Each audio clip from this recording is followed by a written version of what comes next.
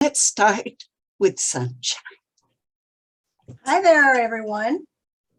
The very first thing I'm going to say is please don't forget, if you haven't sent your vote in for the 2 pictures you want for the book, the deadline is August 8th, and it is a true and fast deadline. So don't send me anything after that. Okay? But on the screen, I know that this was Peggy's idea. Peggy's wanting to get the taglines and the log lines out there, have people know what they are so they can talk nicely and quickly about what they do. And so we have instructions for everybody who's going to be participating.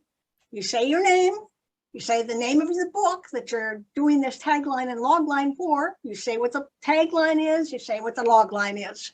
And I gave an example because you see how short the tagline can be. It's just a few words. For Jaws, don't go in the water. And for the log line, a sheriff struggles to protect his beach community after a grizzly shark attack, but greed rules the Chamber of Commerce. Okay, so there you have the difference between the tagline and the log line. And those people who have already submitted are actually listed on this page. I guess I have a late submission from Scott, but I'm sorry, I can't add it at this point. Okay, so given that, Peggy, did you want to call on particular people or what do you want to do? After we give our name of the book, tagline, and logline, we will open up the chat. And then we will talk about our goals, our success, our failures, and what we expect in the future. So, but that's after each person has a chance to give their name of their book, tagline, and logline. Then we'll start again. Okay, so the first one I'm going to call on is sunshine. Okay, well, the easiest way to do that, I'm going to read what I submitted because I won't bloody remember. Okay, it's separated in 2 sections, so I'm going to have to move from one section to another to read to you what I have. For my tagline, a naive young Wisconsin, oh, I didn't do it right. I'm sorry. The name of my book is Journey to Joy, and I am Sunshine Ludy, and here is the tagline. A naive young Wisconsin girl tossed all the rules to find herself and love. Okay. Now the log line for this very same book is down here under log lines. So I got to find it. There it is. Okay. A troubled young girl has no formula to reach her ultimate goal, to be loved. After many stumbles and a few triumphs, she creates a roadmap. Will her route lead her to her ultimate goal? That's mine. Okay, thank you, Sunshine. Next, Melanie. Well, can we ask a question about the tagline or logline, or do you want to wait till it's sure. we're done? Wait till. Well, wait a minute. Wait, Peggy. Yes. I mean, if their question is going to ahead. stop them from being able to do it, maybe they should ask a question. Okay, go ahead, Fred. So for sunshine, you had in one naive, and the other one you had troubled, which obviously can coexist, but they tell me 2 very different things. Why did you choose to use naive in the tagline and troubled in the log line? Okay, now we're into an area that I think Peggy really did want to cover after the meeting. So I'm sorry. Okay. All right. Sorry. I'll wait. Okay, I'll put myself on mute. All right. Okay. Melanie. My name's Melanie Sears. I've only lived here 2 months. I'm having floors put in downstairs, so I'm kind of hunkered down into my room upstairs. But I've written 3 books. One's called Humanizing Healthcare, and the other 2 are called Choose Your Words. They're geared to different audiences, but they have the same title, basically. So the tagline would be the power of empathy. And For which book? let's talk about humanizing healthcare. Okay. The power of empathy for humanizing healthcare. And the tagline, I mean, in the, what is it, the other thing? Logline. Logline. Okay. So that's about 30 words.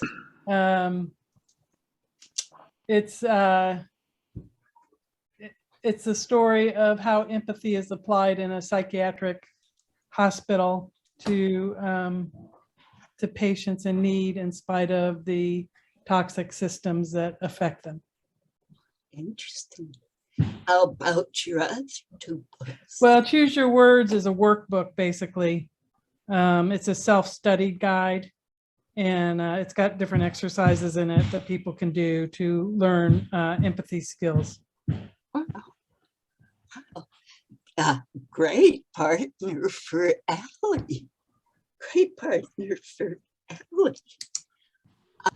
Next, Fred.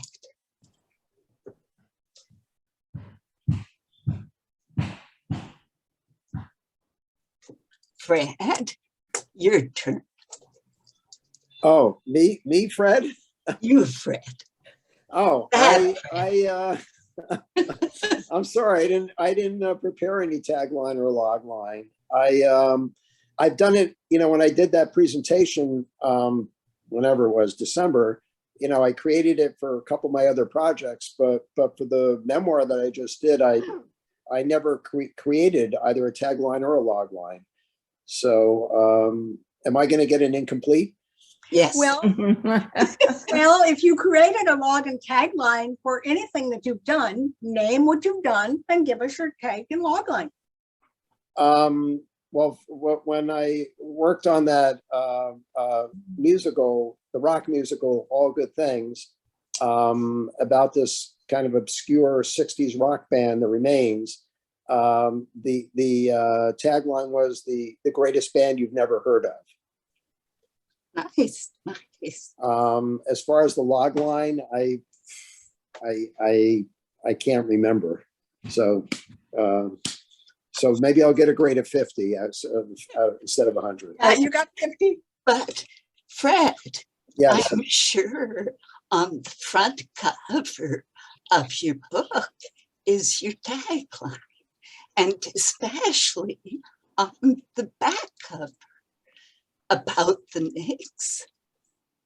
Well, the on the book, and obviously there's a description, but it really runs about 3 sentences long, 3 or 4 sentences long. So look, I'm a firm believer in having log lines. I just felt that there was how can I put it? There was enough about the memoir and that I could successfully get publicity or have a good shot at it without developing a log line. And sometimes a log line, a 1-sentence log line is not sufficient. But in any case, yes, I'm a firm believer in log lines, and I wholeheartedly support what I'm seeing here. But the final thing I'll just say is, between a tagline and a log line, my experience has been, if you're going to focus on one thing, just to initially get someone's attention, I think the tagline is the initial attention getter. Exactly. That's just my personal opinion, for what it's worth.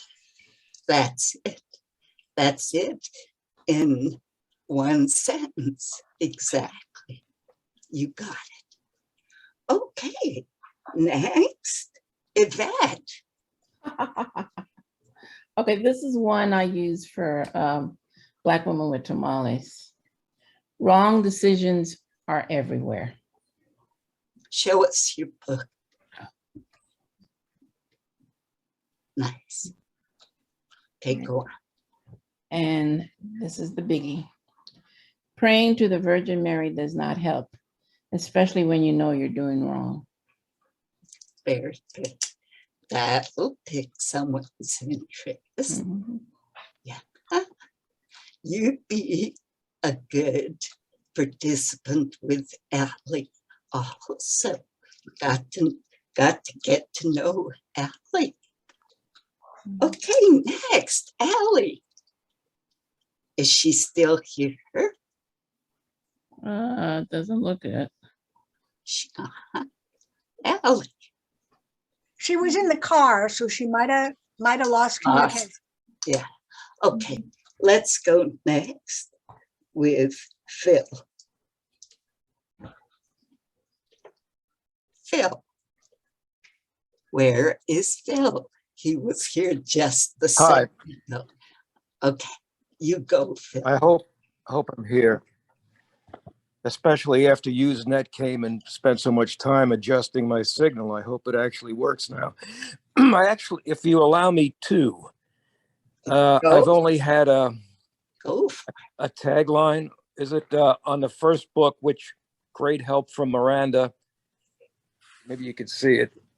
Anyway, the boomerang, my first book and most coherent, the boomerang, memoirs of a Jersey Shore boomer. That's what we came up with. What part am I missing? Logline. You see, this is really not. It's not a story. I've never written a story. It's a collection of things. It's a scrapbook. So that's the best I can do with that. One of my most recent upgraded things is Ruby and Lee the musical. And if I had a tagline, you know,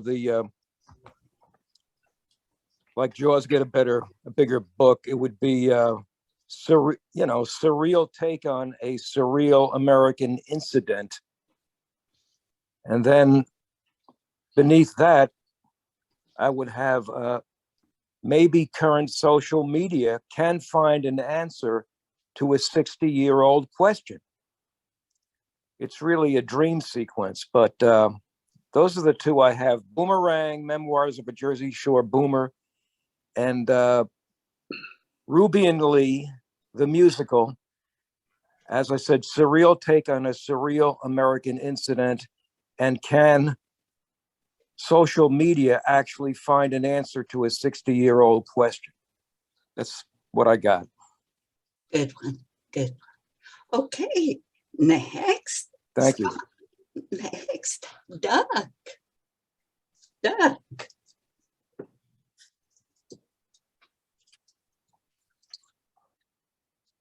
Doug, you're still you're Unmute, not- Doug. unmute, Doug. There, got it. Good, then you didn't hear me say that I need an incomplete. Because I What am was on vacation for 3 weeks in Chicago and came back, and a few days later I got COVID. So I wasn't feeling up to much of anything until just very recently. Oh, thank goodness you're better. Yeah, thank you. So tell us at least one of your books you've got. Four books published, Doug? Right, I don't have any of them handy. Oh, when we take a break here, I'll grab some and tell you what you got for your tagline and log line.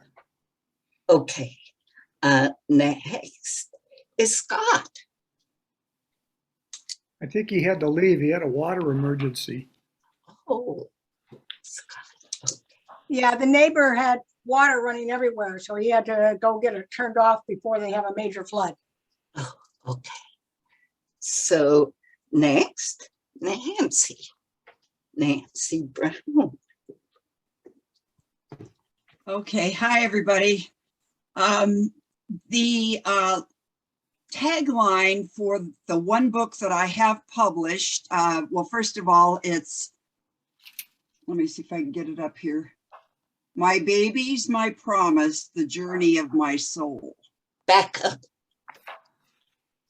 Well, I got my virtual, No. let me hold it still. There we go.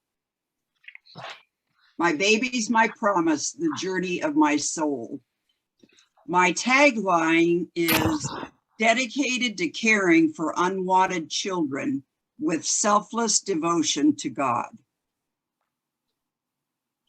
And then my log line for that book is caring for the unwanted children in her world through selfless devotion to God without taking a penny for her work and dedicating the baby nursery to her son's memory became the sole purpose of one incredible woman's life. Nice. Okay, and my memoir that I hope to get published very soon, would be wonderful if I had it in time for the Autumn Author Forum. It has been edited, and right now it's in the hands of my daughter to read for content and repetition and so forth. You'll notice some similarities between my memoir and my great-grandmother's story. My memoir is entitled Full Circle, The Journey of a Wandering Soul. My great-grandmother's story, My Baby's My Promise, The Journey of My Soul. I did not know her title when I titled mine. So that became one of the vignettes in my story. Anyway, here's my tagline: from here to there and back again. Nice. And then the log line for that story: born and raised in California, Nancy escaped to Alaska, then on to Illinois and back again to California. Her full circle experiences continued to follow her throughout her life. Nice. Okay. Next, Angela. Hello, everyone. I guess my camera's not working, but that's okay. Okay. I write novels, and I have over, 100 books published on Amazon. And I picked two to give a tagline to. They're companion books. It's called the Presidential Library series. The first book is Ghosts of the Presidential Library. And the tagline is Ghosts in the Museum Bust Free. The log line is, in the museum's replica Oval Office, ghosts trapped in the room's mysterious resolute desk break free, threatening the living. And then the companion book is called Wizard of the Presidential Library. The tagline is Mess with Time at Your Own Peril. And the log line is, a time machine in the museum's Leonardo da Vinci exhibit endangers the very existence of humankind. So that's it. That sounds very interesting.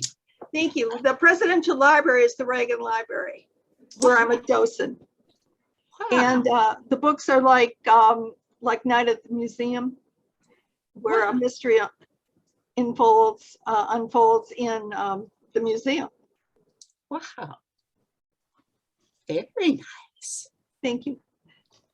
Okay. And thank you, Angela, for being one of our speakers this year. It was my pleasure. I enjoyed meeting all of you, and it really helped me too, because out of it, I was able to create a kind of a how-to book based on all of the things that I've learned as a writer through all these years. So I just put that together, and it's finished, and it'll be published soon. Fantastic. Right. See how helpful we are. You are, absolutely. Just talking with other artists is always inspiring, and seeing what other people are doing. That's the key. Yes. Thank you, Angela. You're welcome. Next is Gail. Hi, I'm Gail. Hi, Gail. Hear me with this, I'm trying to turn the air down. Can you hear? Yes. Okay, good. I don't see me, so this is my book.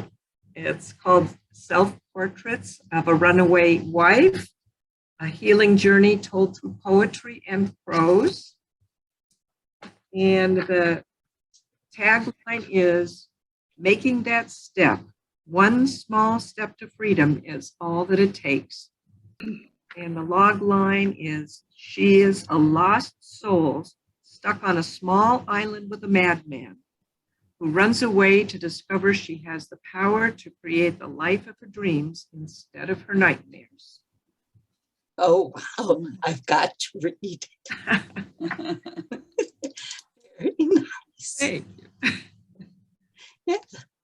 Great. Next, it says, I burn hat. I burn hat. Iris. Oh, It's Iris. okay. Iris. Iris, you're on. Hi, I tried to change my name, so you got my first name. I'll have to work on that to change it. Thank you for calling on me, and I'm not prepared, but I do want to mention what I do have.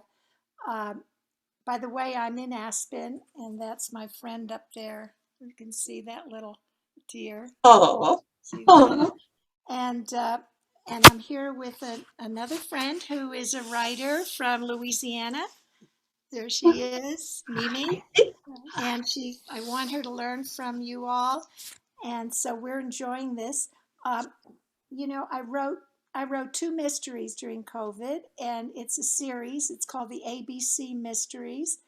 And ABC is Addie B. Chalk, known as ABC, and she's a retired school teacher, sometime detective.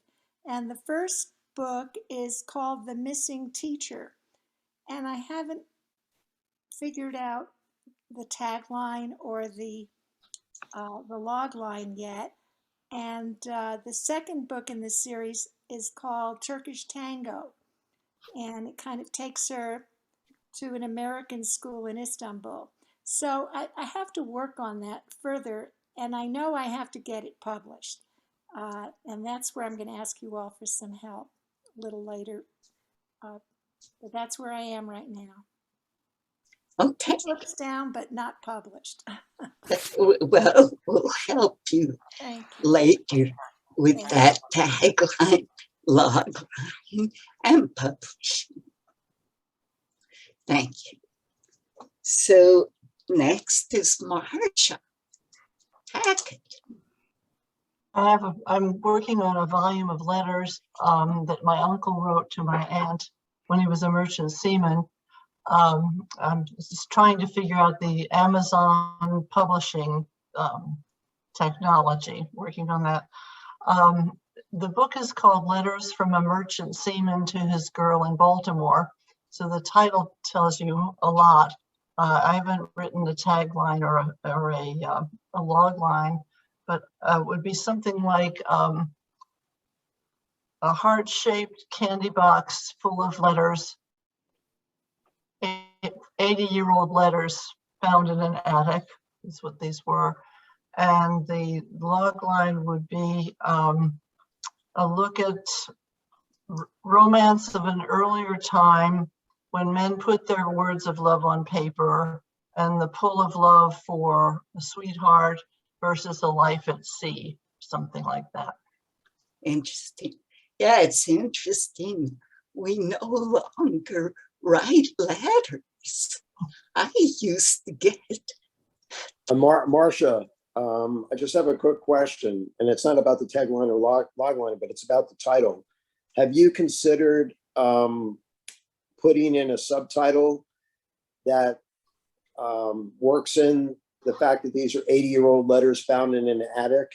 Because that to me is so intriguing. I mean, the first thing I thought when you said the title was, what's the time period of this? Yeah. I didn't know if it was during World War II or, whenever. So just a suggestion in terms of looking to catch people's attention. Obviously, the title first and foremost is, and you can, capture certain information. So it's just a suggestion. Yeah, that's a good suggestion. The period is the late 1930s up to, he stopped going to Europe in 39. Hamburg was one of the ports of call, back and forth between Baltimore and Europe. What I'm trying to figure out is how to do the cover, because you have to lay it out on one sheet with the thing on the back. And I thought on the back I'd have a picture of the box. Here it is. And a picture of his ship, because he often sailed on the Baltimore Mail Line on a certain ship. And then on the back, the intro would explain that these letters were written 80 years ago. Because to me, another interesting thing about the letters is these are letters from a working class man. And they're so beautifully written because I think everybody could write better back then. You just, a high school education made you fairly literate. I won't say that on the back cover, but I would have that on the back of the cover. The title is kind of long, as it is, Letters from a Merchant Seaman to His Girl in Baltimore, but it tells you a lot. So thank you for your suggestion. Yeah, very interesting. John, just one other suggestion, if you don't mind because I'm listening to this and I'm always intrigued by true life stories. That's just my personal preference, and memoirs and things like that. Why do you feel it's necessary to bring Baltimore into it? Is it the subject of the letter is really so tied into local institutions?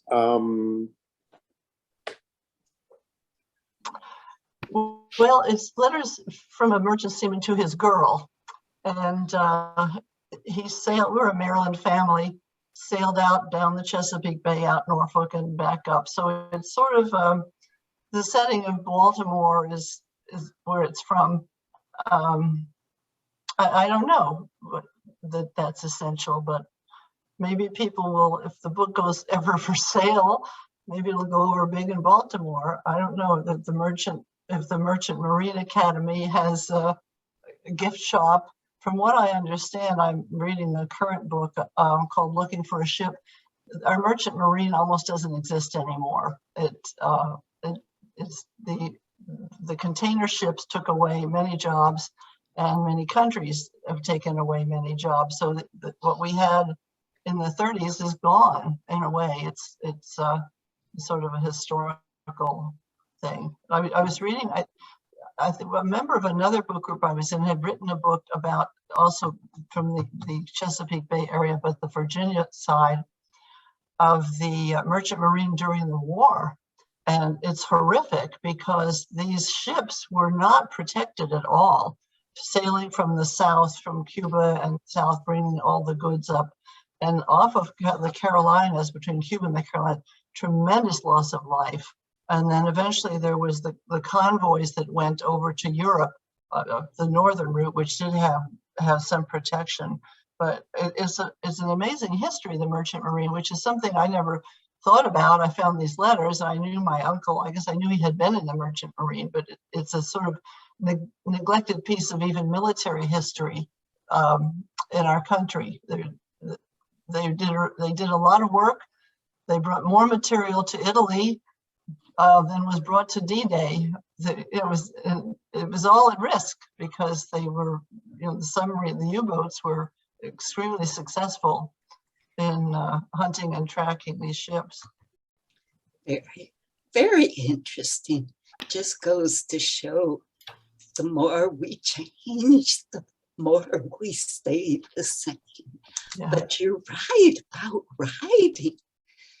Old letters were so gorgeous. They really were. I mean, it's like Ken Burns, his Civil War letters from these soldiers who were just ordinary people, was so expressive. And expressive of love, not in a physical way, but love in terms of feelings, which is just also something we don't see a lot today. with emails who writes about love and needs. Oh, well, come on.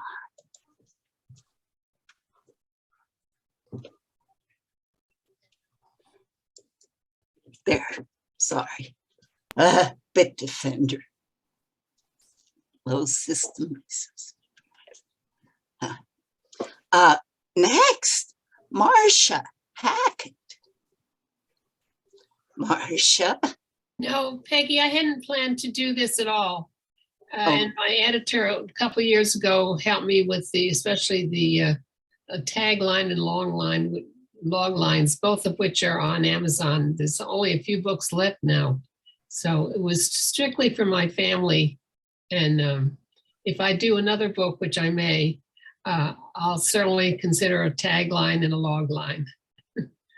Well, I found the book very interesting, Marcia. Well, thank you.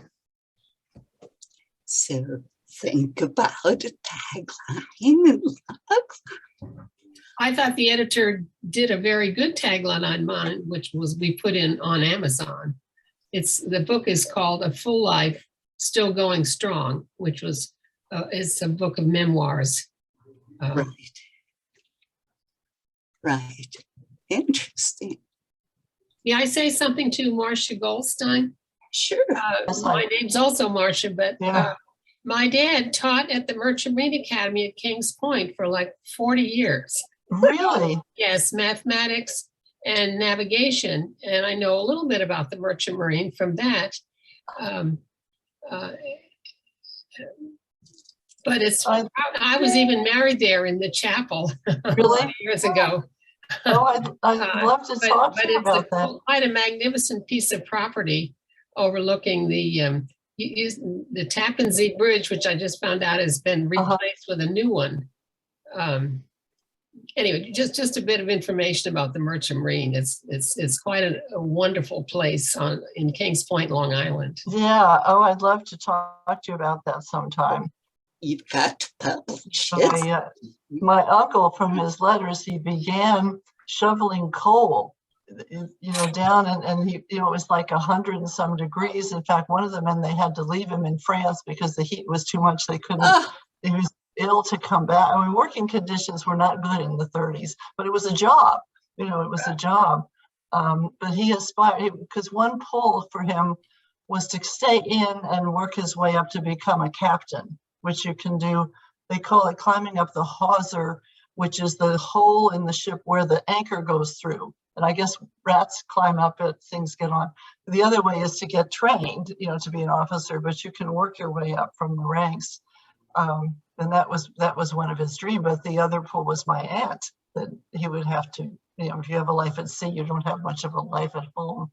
So now I'm interested. I had never thought about it, but I've already read 2 books about merchant sailors. So it's funny how I found this in an attic when I was settling my aunt's estate, and suddenly it's an interest, which is fascinating. Marcia, I just have one other quick question, if you don't mind. So you discovered these letters. Was there a happy ending here? Did the person writing the letters wind up with your aunt? They did marry. In fact, I've shown the book to somebody, and they wanted to know more about them. I just used the first names, and they wanted to know what happened, etc.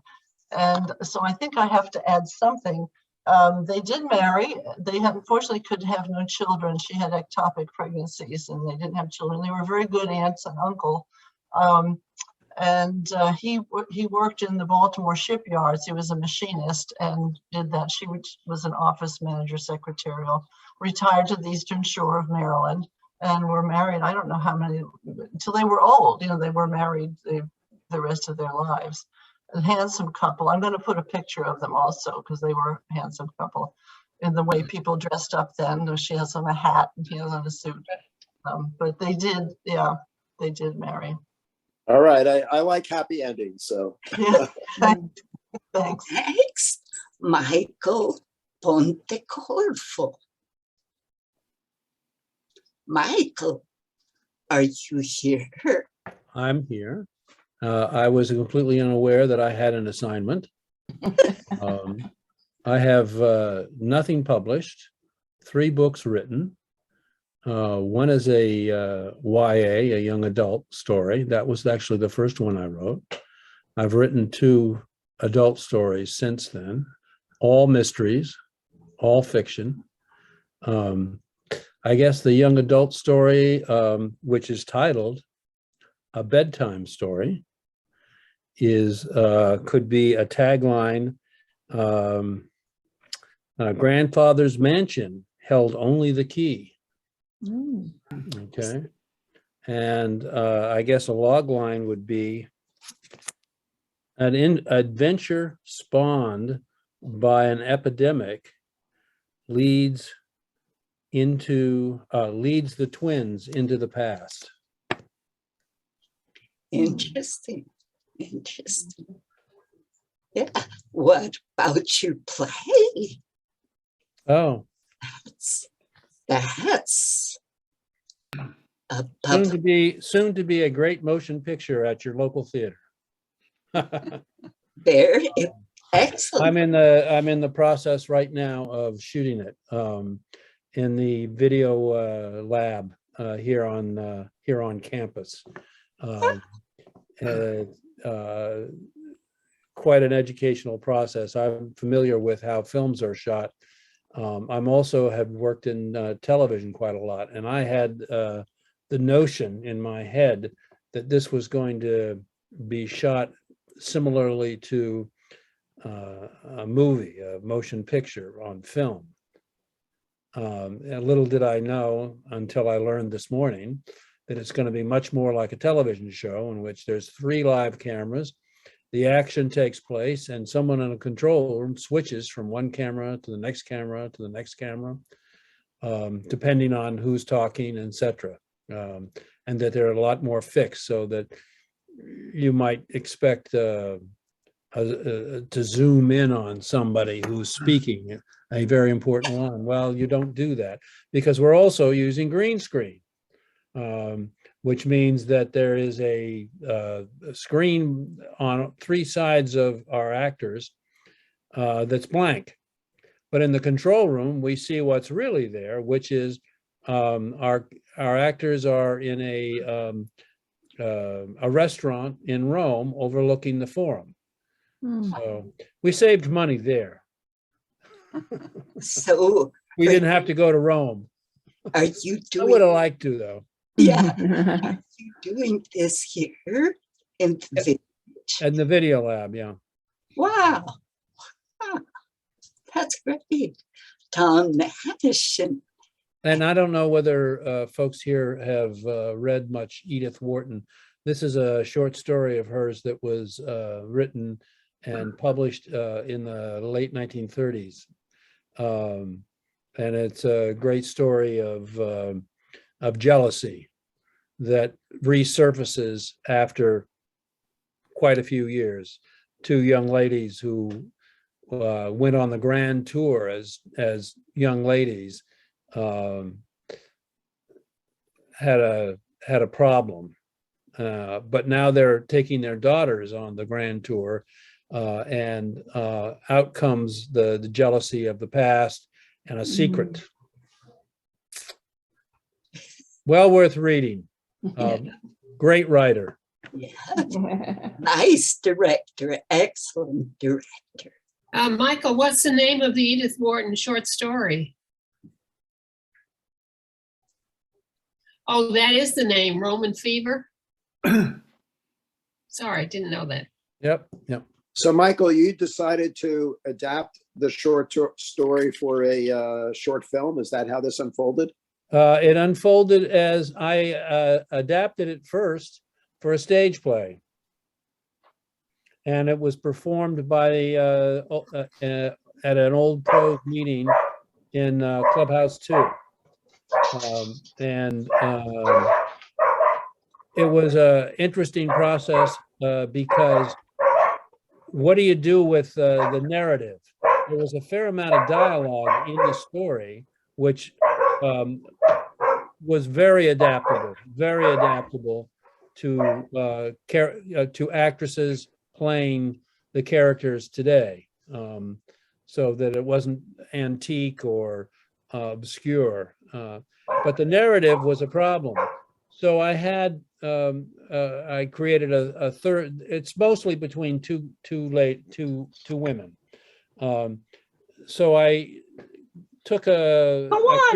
I created a narrator who also sat on stage, who spoke to the audience and commented upon the two ladies, and told some of the history, because she knew them from New York, and she could tell you exactly, who they were and where they came from, and what their lives had been like.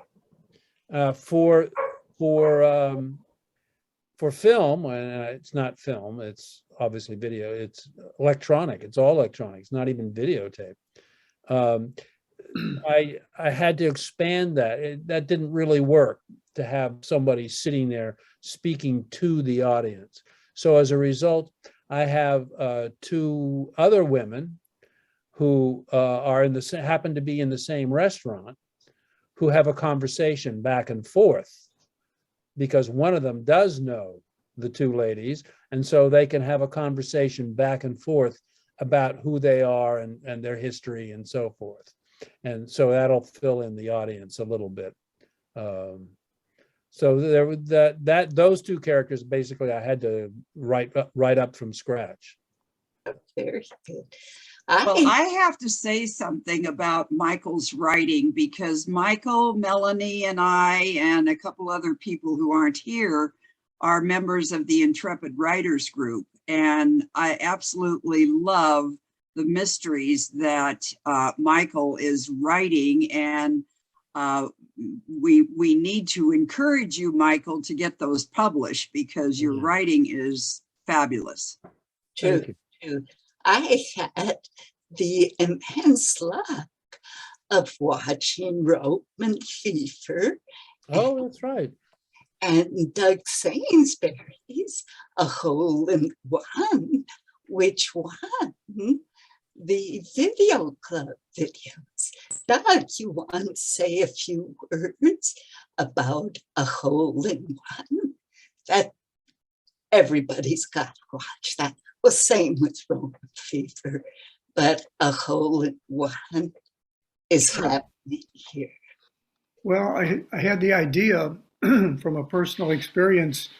I was on the driving range here in the village several years ago, and this fella next to me, we started a conversation, didn't know each other, but through conversation, I found out that he's originally from Michigan, and my aunt and uncle and cousins lived in Michigan, and my uncle was the club champion at Oakland Hills Country Club.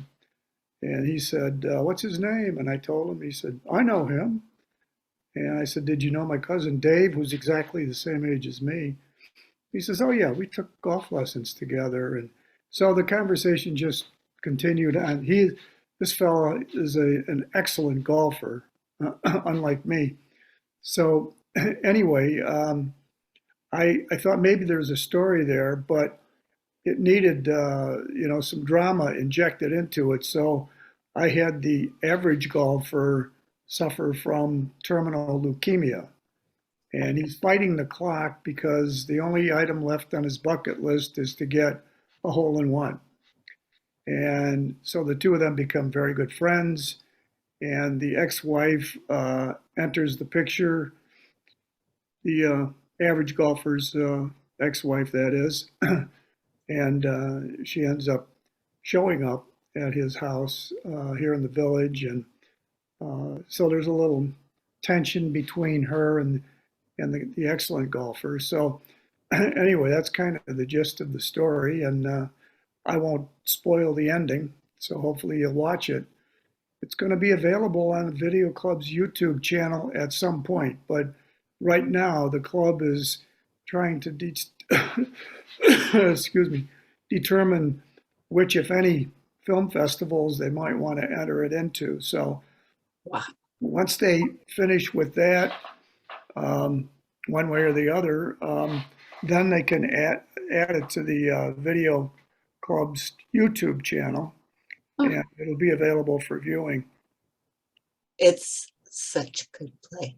Well, same with Michael's. You guys make sure you watch these. Yeah, Peggy, I think that the stage play was filmed and may be available on Sunday evenings on Channel 6. Oh, I saw it.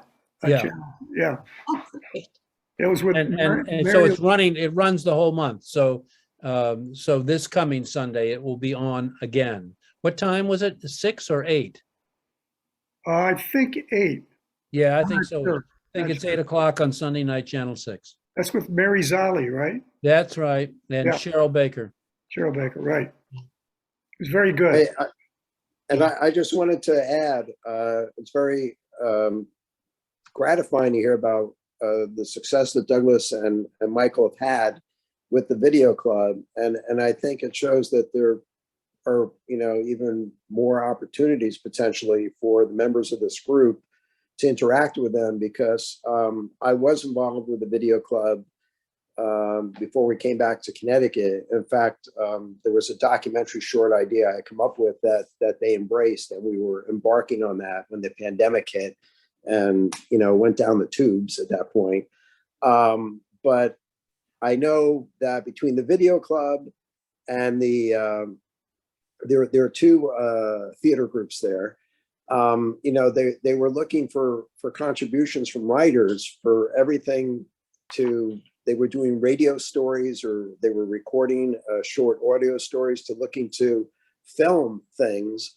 And here we have the group of writers that I know the goal of this club in particular is to try to publish or self-publish work, but I don't think that means that you have to exclude the possibility of potentially doing something for film adaptation, which can be equally exciting. So I just think I can tell you, and I'm sure Douglas and Michael can affirm this, the facilities of the video club are first rate, and they have people there. And I say this having worked on a couple of documentaries, a feature and a documentary short. They have top of the line equipment, and they have people who know what they're doing. And so I just think it's a great opportunity for synergy between this group and those groups. And, there are others who may want to look to follow up on the success that Douglas and Michael have had. So thanks for filling us in on that. Of course. May I add to something Fred just said? The camera club here in Laguna Woods also has wonderful facilities in the Clubhouse 4. And I myself used their facilities to scan a number of photos, which are in my memoir book. And they also have top grade equipment. They'll show you how to do it. They're very, very helpful. Right. Well, Marcia, thanks for bringing that up, because actually I also was a member of that. God, Laguna Woods has so many fantastic, clubs. And in connection with the documentary short that was going to happen, that got shelved because of the pandemic and my, coming back east. I had already been in touch with the camera club because, like you mentioned, the scanner, when you want to take some old photographs or whatever, they do have fantastic scanning facilities. So yes, as you mentioned, we were going to incorporate that into the documentary short, but obviously for a book, you want to have what's known as high-res quality photos to incorporate if you're going to do that. So yes, Marcia, and again, they also have people who are a staff. I mean, it's volunteer. They're members of the group or whatever, but who will assist you.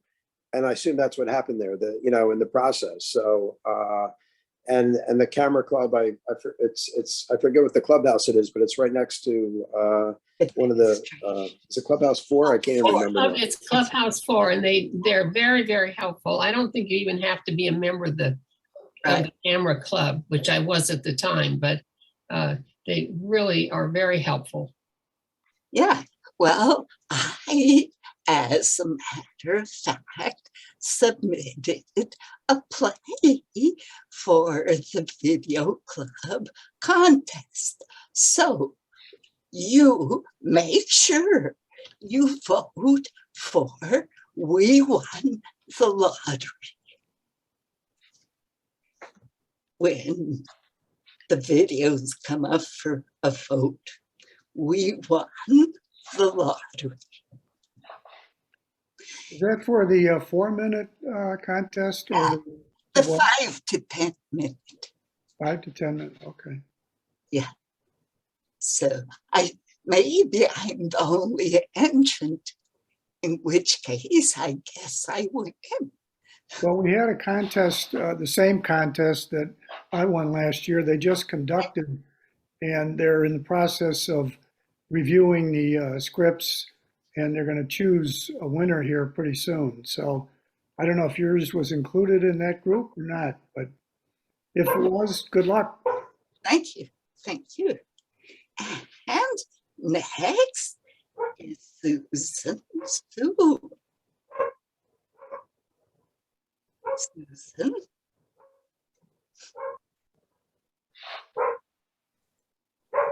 We need to text her. She doesn't hear Is you. she on or? And she's. We need to text her. Hold on. And she's mute. Hold on. Hold on. Hold on. She doesn't hear. I know. She's muted also.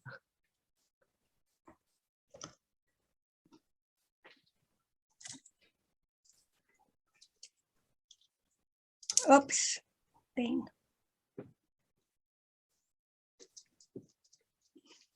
Your turn. Susan. There we go. She's muted. Yeah, I know. She knows how to unmute. Okay. There. Ready? Susan. Yes. Hello, I am Susan Sue, and this is my book. And the title of my book is Susan's Story, Reaching the Stars. The tagline is a woman's journey and struggle to reach the American dream through hard work, consistency, perseverance, and faith.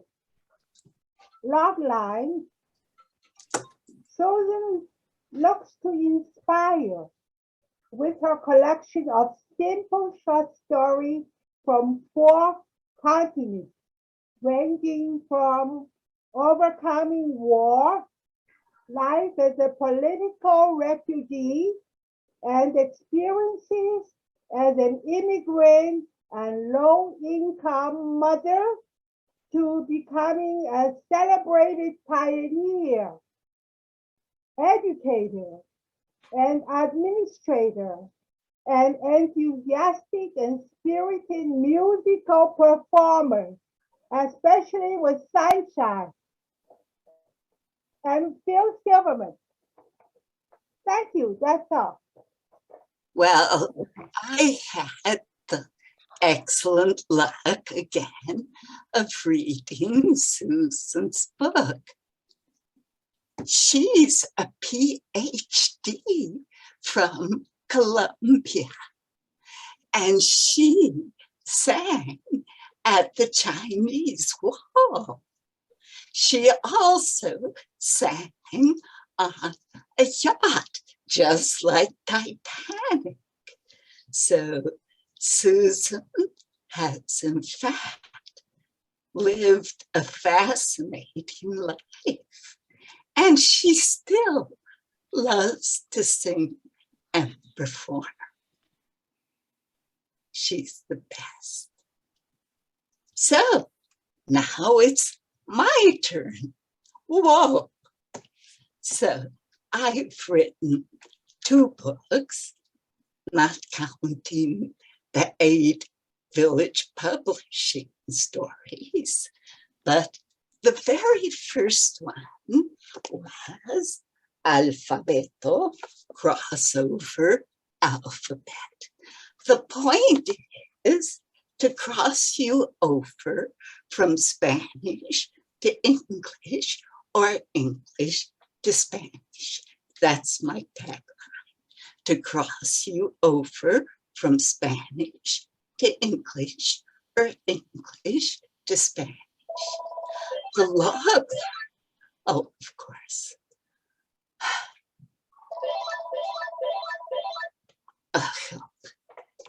The log line is, I teach the English or Spanish sound system using cognates. Cognates are words that sound similar in Spanish and English. For example, ángel, A, angel, B, bebé, B, baby. And you can repeat from where you are. A, ángel, B, bebé. And C, círculo, C, C, círculo. Of course, you know the English. I use things that I think children should learn, should be essential for children to learn. The cardinal points, north, south, east, and west. Norte, este, norte, sur, este, y oeste. I use words that children like and that sound like the English sound system, like U for unicorn, U, unicornio, and not U for umbrella. And keep in mind, bilingualism is like exercise for the brain, as physical exercise is for the body. So that was pretty long log line and tagline.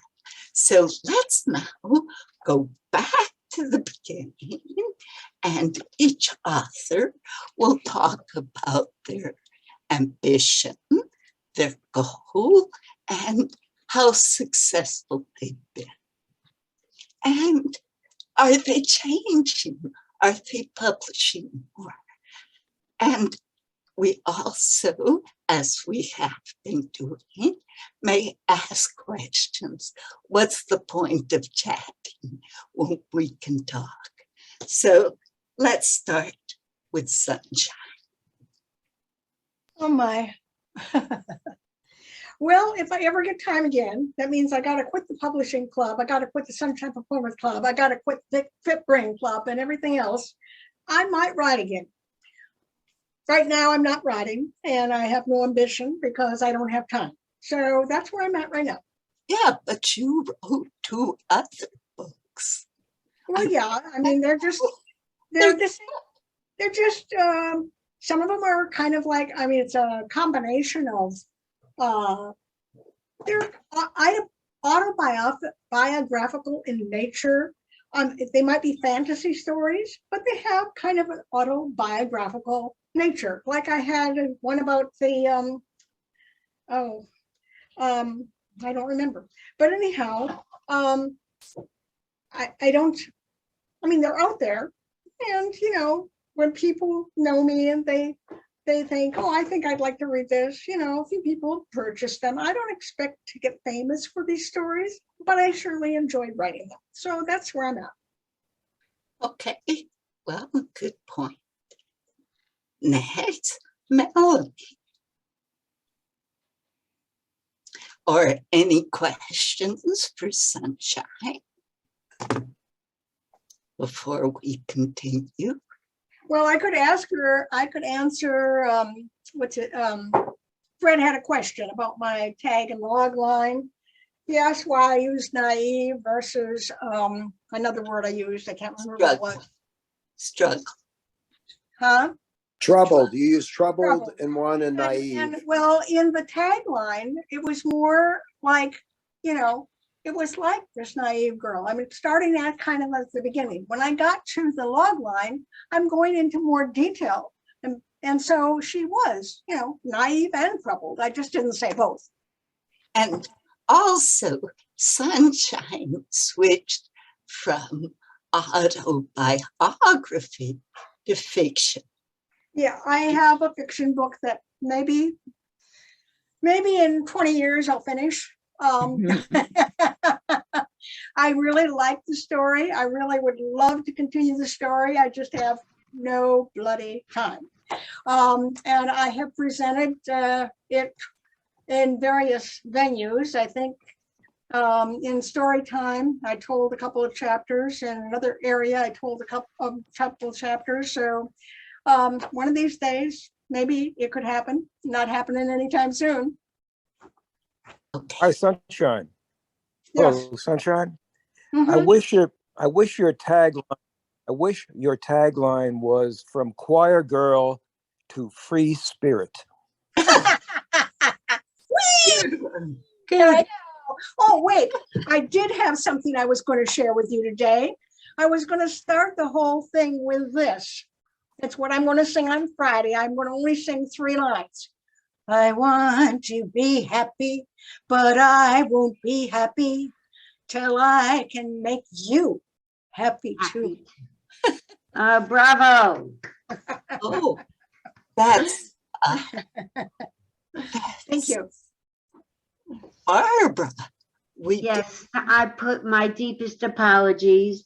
I got a telephone call unexpectedly from an attorney about a lawsuit that I'm involved with, and I needed to be on the line with him. I had you on my schedule and I was looking forward to being there at the beginning, but please forgive me. Okay, we'll do your tagline and logline. Barbara? Yes. Can you do your tagline and logline? I'm sorry, I don't understand. Please repeat. Here we go. We have instructions here. Hold on 1 second. Let me bring them up. 1 second here. Here we go. Do I have them here? Green here. There we go. So you give your name, the name of your book, and your tagline and your logline. All right. My name is Barbara Woke, real life, but my pen name is Diana Kingsley. The name of my book is Mother in Name Only, which is on Amazon.com. And I don't remember what I wrote for the tagline, but it's a story, a novel about a woman in New York who was raped twice by the same man and was forced to give up a son for adoption, and the ensuing details, which are very beautifully written. Interesting. By the way, Barbara will be our speaker in August. So I guess she's going to tell us a lot more about her publishing process. I'd be very happy to. And by the way, also, publishing includes promoting. It doesn't just mean making a book. It also means putting it out there for the public. Absolutely. May I share an incident that recently happened to me about it? Sure, go. On July 2nd, I went with the New York Club to the Hollywood Bowl, which I adore. And because I use a walker, after we got all the way up, I was given a special handicapped seat in a handicapped row where there were no other people until a little later, a single woman arrived and sat down 1 seat away from me. We started to talk, and I asked her eventually, what kind of work do you do? And she told me, I'm a writer. I said, well, okay, what kind of writing do you do? And she said, well, I wrote the prize-winning movie called Peggy Sue Got Married. No. Yes. And Oh. she mentioned another movie, and I was like, oh my God, what do I say now? So I said, well, I wrote a book called Mother in Name Only, and it's going to be a movie just like yours. And she said, how do you know that? And I said, I just know it. I feel it in my bones. And if it doesn't happen while I'm alive, it will happen after I pass away. Okay, so then the show came on. It was Steve Martin and Martin Short, the two comedians. There was lovely music and a spectacular fireworks display. Awesome, awesome, awesome. And we both were taking pictures left and right. She was there alone because her husband was not well, and one of the two sons had given them the tickets as a gift. In fact, she had just taken the bus to get there. Okay, now, while during the show, I knew I wanted to ask her for the name of a script writer, and I kept talking to myself to do it, do it, do it while you can. I'll never have a chance like this again. So as soon as the show was over, she started to get her stuff together, and we hadn't exchanged names, numbers, information, anything. And I just said to her, could you please help me get a script writer? And she said, well, you know, that's not free. And I just tapped her on the shoulder and I said, I have the money.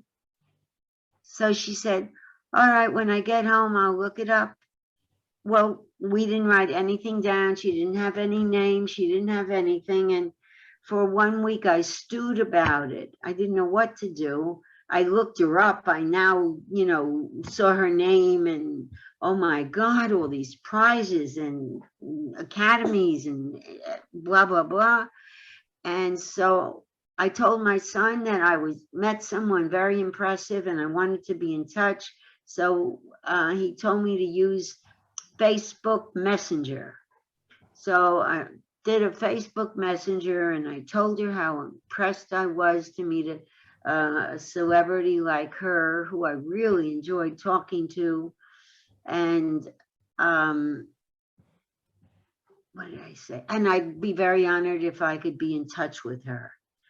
And so the very next morning I received an answer from her and she wrote me back and she said she very much liked meeting me too, that she had my book and she was enjoying it.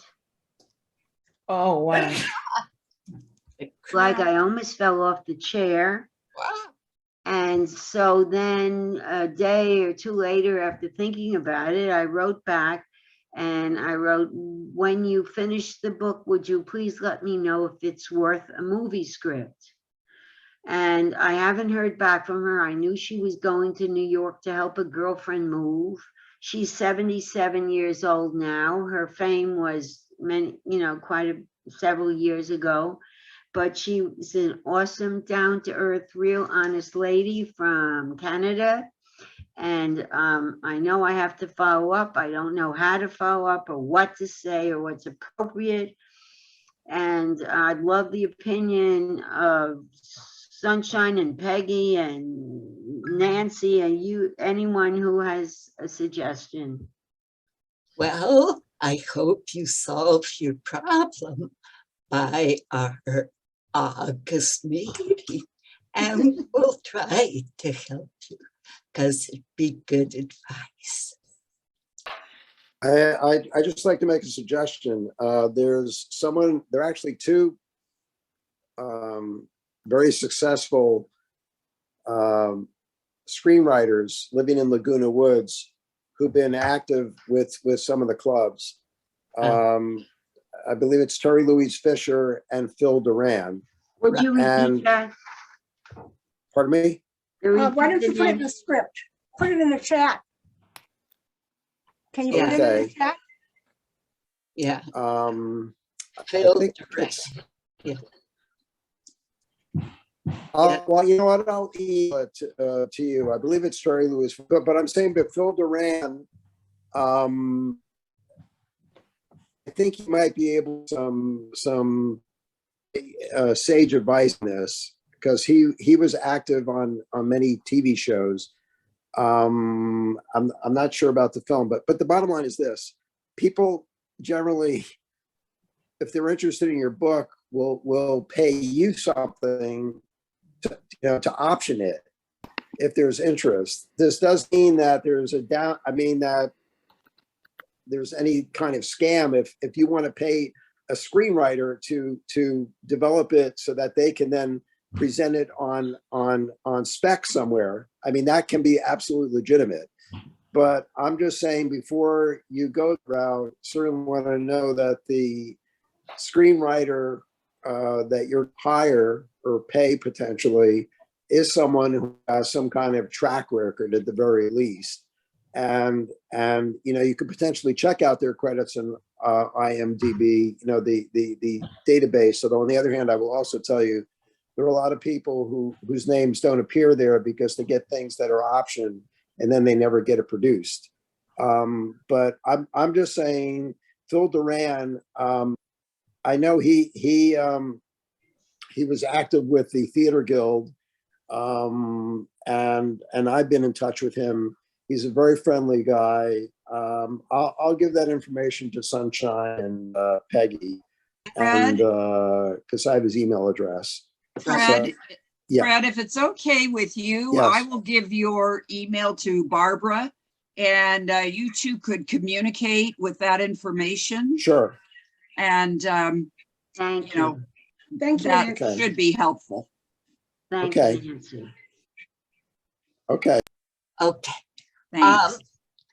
Who would like to talk about their ambition, their goal, and whether or not they satisfied it, they fulfilled it? Anybody? I want to say one more thing I forgot to say. I connected with my high school graduation class that I had absolutely no connection with since 1961 when I graduated. And they found me after 2 name changes and moving across country many, many times. They found me. And when I told them about me and what I've been doing, actually, some of them bought my book. So that was kind of cool. Yeah, seriously. Yeah, I found my best friend from kindergarten through high school a few months ago. She called me, and of course I sent her my books.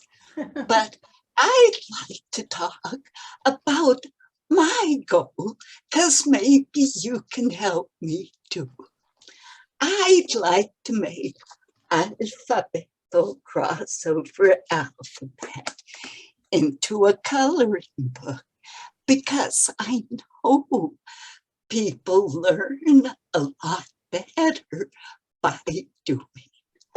I've got a CD, but I don't know what people listen to anymore. But a coloring book, my problem is I did it all free. And as you can tell, it didn't always fit right. Besides, I'm not as agile as I used to be. So if anybody can turn my book, Alphabetical Crossover Alphabet, into a coloring book, I would really appreciate it. Peggy, I have a friend that wrote a children's book, and it was an interactive children's book, and it was just exactly that. So I will give you her contact info. Oh, Cool. perfect. Very cool. That's what I need. That's exactly. That's what this club is all about, isn't it? Huh? Yeah, I founded it in 2013. Wow. I published this book and this book, La La Landia, and it cost me back in 2013 $3,000 for a vanity press. And all they did was publish it. They didn't promote it, nada. And look, nothing on the side. So you can't put it in the library. So the point was getting the book published so that it would sell, particularly to children. La La Landia is 8 bilingual stories. Each story is both in English and in Spanish. Oh. But I gotta tell you something very special about the book. On page 43, I talk about Chicharito. Chicharito is the LA Galaxy's hero. And this was published 10 years ago. And I said on page 43 that someday he would be a very famous football player, which he is. He even has a huge ad now. I was kind of excited. But my next project is the founding of American football, English football in Mexico, which basically means America. I've called my book The Papa of the 11 Brothers, and my uncle, Alfred Crowe, was a founder of America's first football team, the Pachuca, which is still an excellent football team. And I believe soccer is the world's most famous sport. So I want a book and a movie bilingual. I want to tell you, I read La La Landia. I bought it for my granddaughter. It was wonderful. I loved those stories. They were really cool. Oh, thank you. Thank you. Whoa.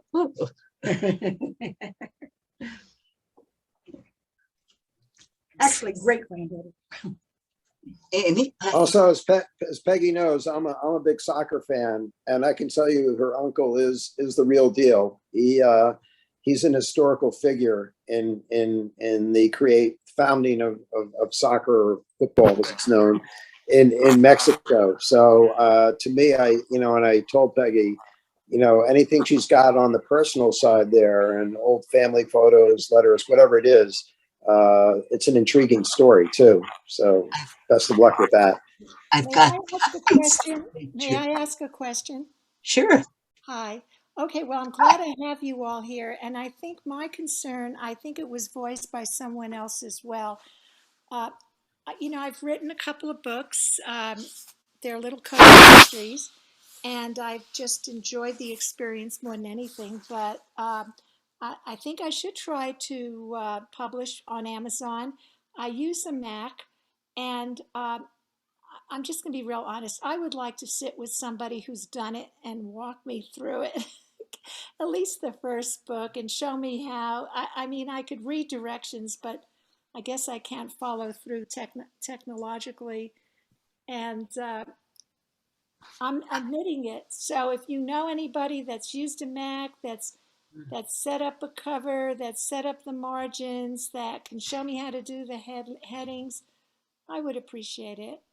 I would love the same thing, Iris. I would love someone to help me figure out the cover. Yeah, You know how to do that. Everyone says, "Oh, it's simple." They talk you through. I'm not sure it's as simple as people right. say. You know, maybe we can have a little class and pay someone to do it, and you know, just walk us through it, or Exactly.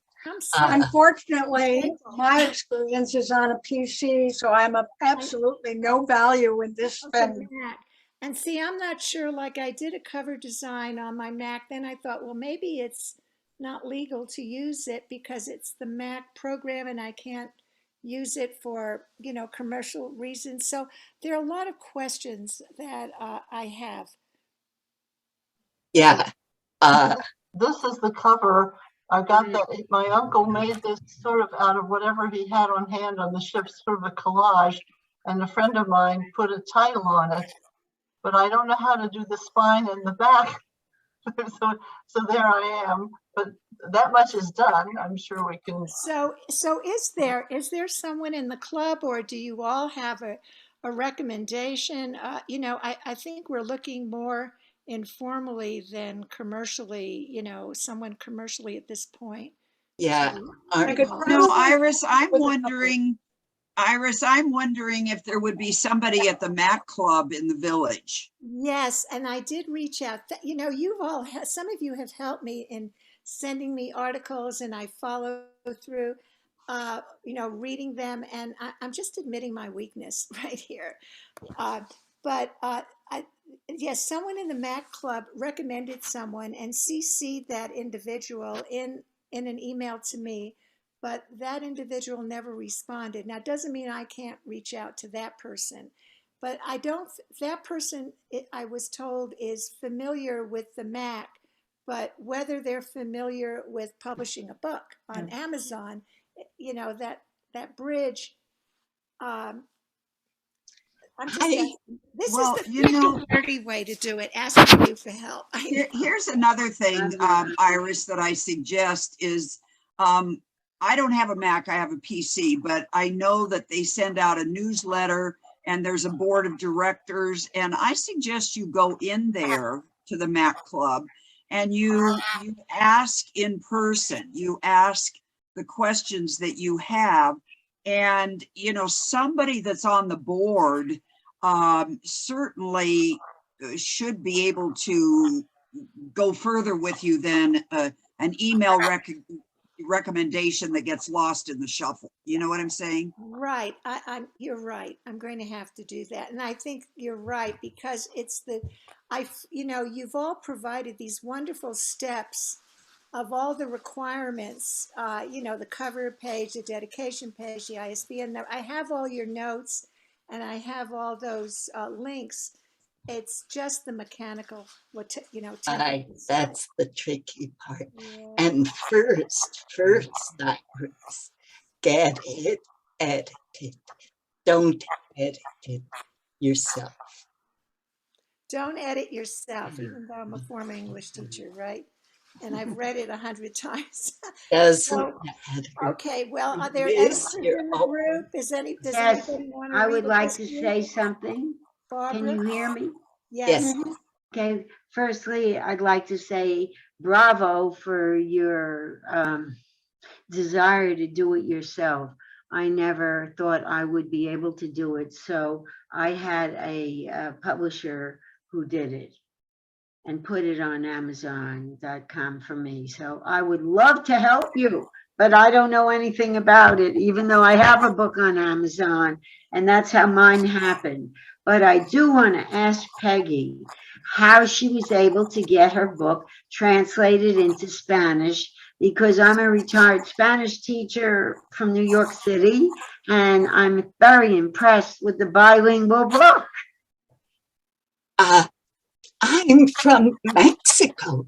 Soy mexicana. Really? I didn't come to the States till I was 18.